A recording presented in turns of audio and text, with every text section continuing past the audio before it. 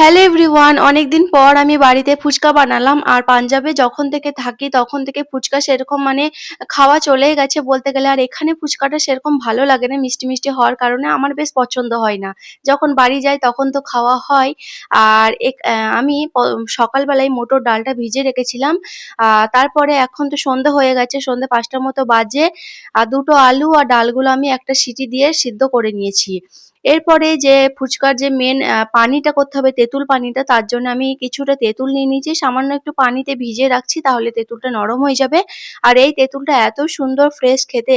আমার একটা এ পড়োশি ছিল, ওনারাই এনে দিয়েছে। আ যে ওরা সাউথের। ওরা তো খুব তেঁতুল খায় আর ওদের ওইদিকে পিওর তেঁতুলটা পাওয়া যায়। আমি বলেছিলাম তো সেইজন্য আমার জন্য নিয়ে এসেছিল। সত্যি খুবই সুন্দর খেতে।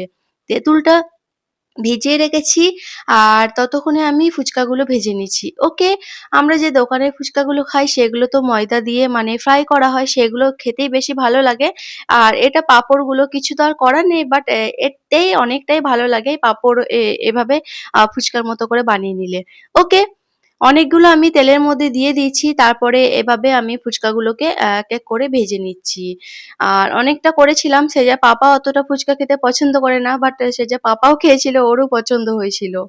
ওকে? এক, এক করে আমি ফুচকাগুলো ভেজে নিচ্ছি। এক ঝুড়ি আমার ফুচকা ভাজা হয়ে গেছে।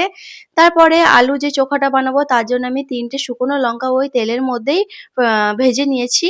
তারপরে আলুটা একটু পরে আমি ডলে নিবো। ততক্ষণে এই যে তেঁতুলগুলো ভিজিয়ে রেখেছিলাম, তেঁতুল থেকে অনেকটা পরিমাণে পাল্প বেরিয়ে এসছে। এখন আমি একটা ছাঁকনির সাহায্যে ভালো করে ছেঁকে নিবো। ওকে? আর ফুচকার যে আলুর পুরটা সেটা আমি সিম্পল ভাবেই করছি। মটর ডালটা নিয়ে নিয়েছি সামান্য, ধনিয়া পাতা কুচি নিয়েছি আর আলুটা আমি আ ম্যাশ করেও নিয়েছি। এখন মাখানোর পালা।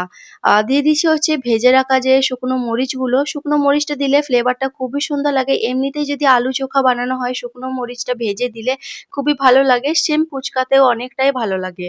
আমি সামান্য একটু সরিষার তেল দিয়ে লবণ আর পেঁয়াজ, লঙ্কাগুলো ভালো করে ডলে নিচ্ছি। দেখতেই পেলেন কত সুন্দর একটা কালার এসছে ব্রাউন কালারের। তারপরে এভাবে মেখে নিচ্ছি। কাঁচা লঙ্কাটা এড করেছি, সামান্য ধনিয়া পাতাও এড করেছি। ওকে?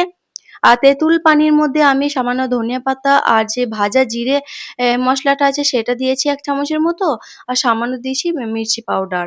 আর দিয়েছি হচ্ছে সামান্য লবণ। আর কাঁচা পেঁয়াজটাও আমি এর মধ্যে দিয়ে দেবো। ওকে?